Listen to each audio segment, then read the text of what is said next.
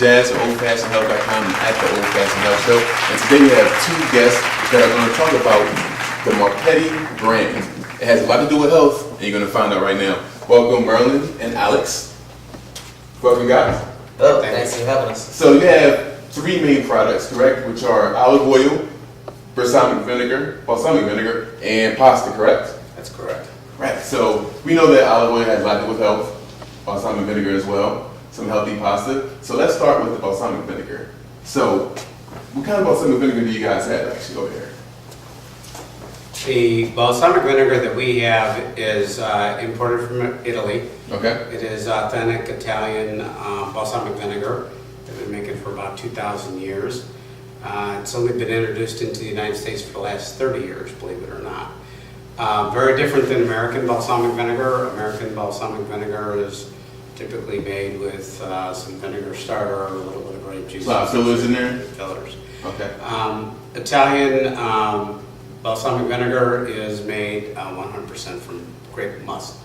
One ingredient. One ingredient, grape must. And what they do is they take the grapes and they crush them and then they let them age just the same way you would wine. Okay. And when it starts to turn into wine, they kind of reverse that and they make it so that it doesn't have the alcohol content in it.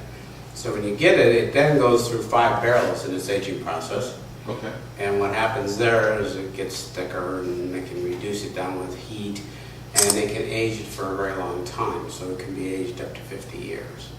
So how long do you age your balsamic vinegar? Our balsamic is 2 years. 2 years. That grade that we have there is 2 years. Okay. We do have 12-year-old balsamic vinegar and we have 25-year-old. Oh wow. It gets up there and it's a little pricey when you get up to that kind of. It's a little pricey, but you get quality, right? You do. You don't get a lot of fillers that you get. I think you were talking about a lot of companies use balsamic vinegar from Jersey, and it's really obviously not from Italy, right? So you don't get the same kind of quality. Yeah, unfortunately, in the United States, most people don't understand how to actually read a label on balsamic vinegar or how to determine what it is. Right. And European standards on food are much stricter than they are in the United States. Okay. So in Europe, you'll have an IGP. In Italy, they call it EGP, but Okay. it's IGP. An IGP certification is that it has been tested. All the grapes that have been used in the grape must have gone through a series of chains that have been all certified and tested. Uh-huh. So what happens is the government actually rules and controls all of what happens, and you have to be certified very much like organic. Right.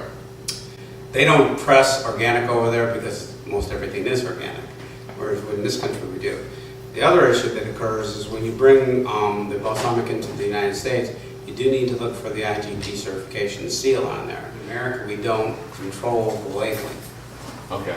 So what happens is there are some very loose rules, very little enforcement, almost none. So I can go right now and make my own vinegar and sell it. You can pretty much do almost anything you want to do, unless you get really high profile. Like you talked about, is Modena in Italy is the center of all balsamic vinegar. Right. And you can even look at a label in the grocery store that you think is balsamic vinegar, and it says from Modena, and that's Modena, New Jersey. Right. And they make more balsamic vinegar, quote, in Modena, New Jersey than can be made in the rest of the world. Wow. And they sell more than can be made. So let's talk about the Marchetti name. How did this business even start? My grandparents, or my grandfather came from Rome, and my family is from Rome. And as we grew up, we were always into food, and I enjoy food a lot, Of course. a great deal. And as time went on, I began searching for high-quality products. Okay. And there is a difference in products when you do taste them. There's even a difference in pastas. So as I looked and I found that there are very few places that you could find very high-quality premium products, Right. I made some contacts with some people in Italy. My grandfather helped me. My father helped me a little bit. And we made the good contacts. We checked and determined that they were good producers. We decided we would launch the brand using the producers in Italy. Wow. And we get them to make the specification, product to our specifications. We can flavor it how we choose, we can bottle, we can do all that. The name came, the crest is part of my family crest. Mm-hmm. It's not all of it. We left a lot of the fancy things behind. But that is part of our family crest. So how long has this been in business pretty much? When did you start this? We started this a couple of years ago. We've become more aggressive in the past 12 months. 12 months? Yes. Good stuff. So how do you actually get the flavor into the vinegar? I was always wondering about that. When you start out, our basic vinegar is called Traditionale, and Traditionale is an unflavored vinegar, balsamic vinegar. Okay. And in order to infuse flavor, what you do is you buy essential oils that are FDA approved, and you make your own formula is how you're going to infuse them with oils. I want to taste something now. So what kind of vinegar can I use right here to taste something right now? Right now, you can use either of the product that you see out. We have our triple berry. I'll give you that. Yeah, I'll take whatever one is okay. I'll take it. Triple berry is one of our special brands that actually is selling very well.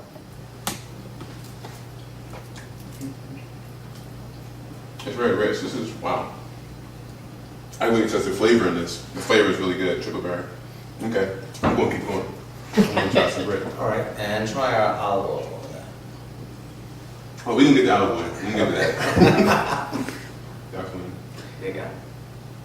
Now, the thing that's important about when you have authentic balsamic vinegars, if you buy balsamic vinegar that's produced in the United States, it's typically very thin and runny.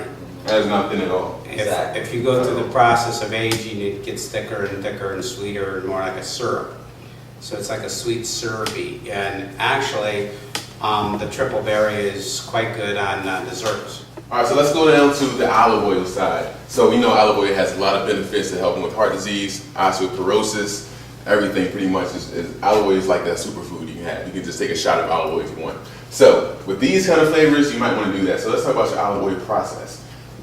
How do you, I read that you actually pick your growers over in Italy for your olive oil. Right, what you do is you have to look at the different orchards. And whether it's balsamic vinegar or it's olive oil, you go through the same process you do wine. So if you give the consideration in the balsamic that where those grapes come from, because you can't get them out of soil, they can't be too hot, the soil has to be rich. Olives, what you do is you look for the ones that have the richest soil, very much like grapes, and you look for the very old trees. Elevation is very important. So we would go out and view the orchards where they grow the olives. Area and get your So grapes. you look at it, is it a seabed, how is the soil, what are the temperatures, and then you look at the elevation on the side of the hill. And believe it or not, if you really become aficionado over this, you start to look at it and say, what's the elevation? Because there's no more pollen up there. So if you want it very pure. So all that plays a very important role. All that plays because it'll change the flavor of the olives. Wow. And so we go about 250 meters above sea level. Right. That's where you get these. The other difference is that you can hand pick them or you can pick them by machines. Cold presses, if you take the stones, you press it with stones, and it's cold stone means that it's not above 60 degrees. Okay. Everything. One other thing that you have to take into consideration on all these other things, the climate and all that, is how long do you let those olives grow? Okay, if I say the olives we have grow 6 weeks. Okay, if you extend beyond that, you're gonna get bigger olives. You're gonna get a higher production, a higher rate on that. Okay. However, the flavor's gonna change. So what you have to do is you have to harvest those olives at the right time to get the optimal flavor out of them, optimal aroma, all those kinds of things. So when you really get down to the olive oil and what are you going to do and how you're going to make it a premium ones are hand-picked. They're only picked for a certain period of time up in the orchards. Okay? And then they're immediately taken down and they're called cold stone pressed. Within 4 hours. Within 4 hours. Within 4 hours of that. Right. Exactly. And what that does is you can get a chemical analysis. So if you look at olive oils, you can get a chemical analysis of these oils. And if you're tasting olive oils, what happens when you taste olive oil is kind of like liquor. If you get a cheap liquor or cheap wine, at least that you're gonna know it, yeah. it has a tail on it, and tail is not always good, Yeah. So when you taste olive oil, the tail on olive oil is acidic. So if you get a cheap olive oil, it has this like a little burn at the end almost.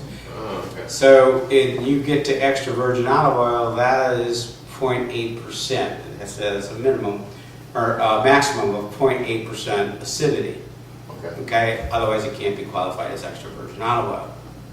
Ours is about 0.3% or 0.4%, which means it becomes very smooth, and you lose that kick at the end, you lose the taste at the end of it. Okay. That is low. The extra virgin olive oil that we buy in the stores, is it true that almost 69% of those are like pretty much fake extra virgin olive oil? Like it's really... Made in Italy, believe it or not, those words, rank is the third highest brand in the world, behind Visa and Coke. So the thing about selling an extra virgin, quote, extra virgin olive oil is to say it was made in Italy. Now, you can make olive oil in Italy, but you can bring it in from a lot of other countries. Say, I made it in Italy, I produced it in Italy, mix it all up and send it off. And they do this in tank trucks over there. Wow. In this country, you can have extra virgin olive oil and you can just label it that because it's not tested in this country.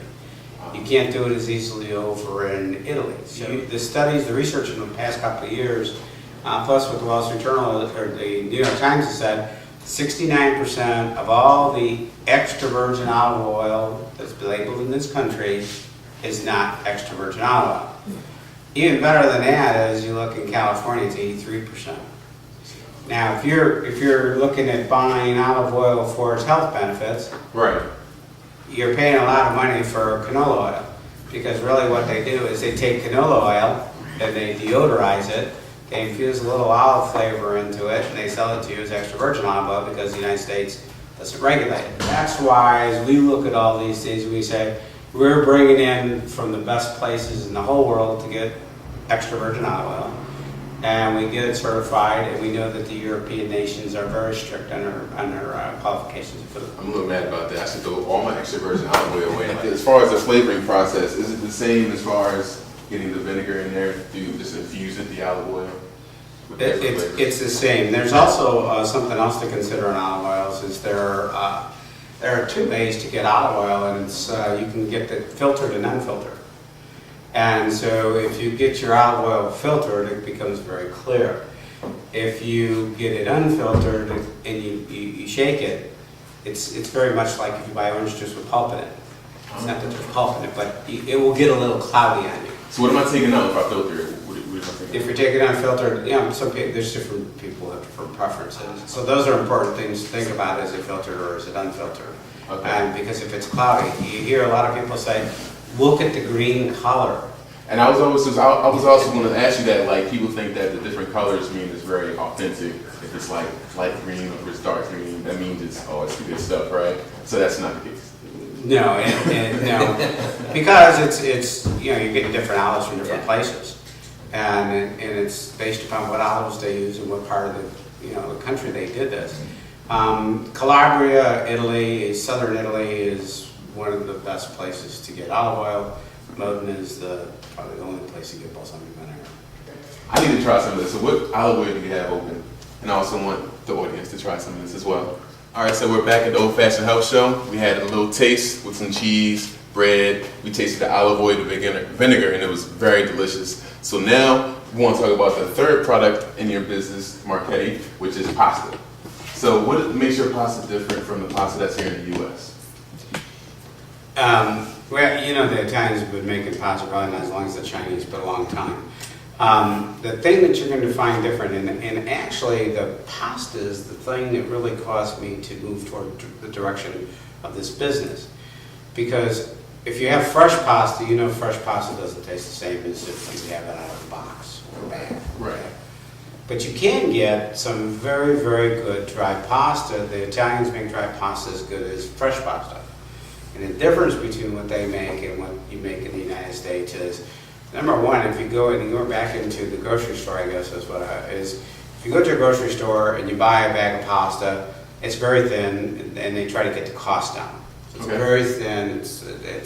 It breaks. Okay. Yeah. You get the Italian pasta comes in and they use all the wheats that are over there. But they put it through the process of hand making it. But then it goes through a bronzing process, and the bronzing process is where it goes and it gets actually kind of a little bronze to it, and then it gets put through the presses where it's made into the shape that they want. Okay. It comes out, and what they do is it's thicker. Okay, so if you look at it, it's a thick cut pasta. So if you take a bag of this pasta versus a bag of another pasta, they're not all broken because they're thicker cut. When you thicker cut these pastas, what happens is when you boil them, they absorb a lot of water. So they actually do go a little bit further because they get good size then. They're a little bit, to me, they're a little bit meatier. There's a lot more substance to them. You know, where as opposed to some of the other ones where you get mostly domestic, is what you're getting is something that's very thin cut and it's just flimsy. So it's the thick cut, it's the flavor of it, and even when you look at them, they actually kind of have a little wheat on the outside of them. And we put them, and they make the shapes. And one thing I will tell you about the shapes of pasta, they're designed in the shapes they are for a specific reason. So what is the difference between shapes? It depends on what kind of sauces you're going to put on the pastas. So if you're looking for something that's going to have to hold, like if you're talking about, well, let's take macaroni and cheese. Okay, if you're going to do macaroni and cheese, you want something that holds the cheese. Okay, so what you're going to do is something that has ridges. You're going to have something that'll hold the cheese. If you're going to do something that's a very light olive oil, kind of tomato, basil thing, right, it can be very thin because it's very thin sauce. Yeah. So you can have a spaghetti or something something like that. So they do design those for a specific reason. Okay, good stuff. So if somebody wanted to purchase this, and I'm sure there are some out there that do, where can they find it? They can go to our website at Marchetti-International.com. Okay, so are you going to be in stores anytime soon? Or are you just going to keep it?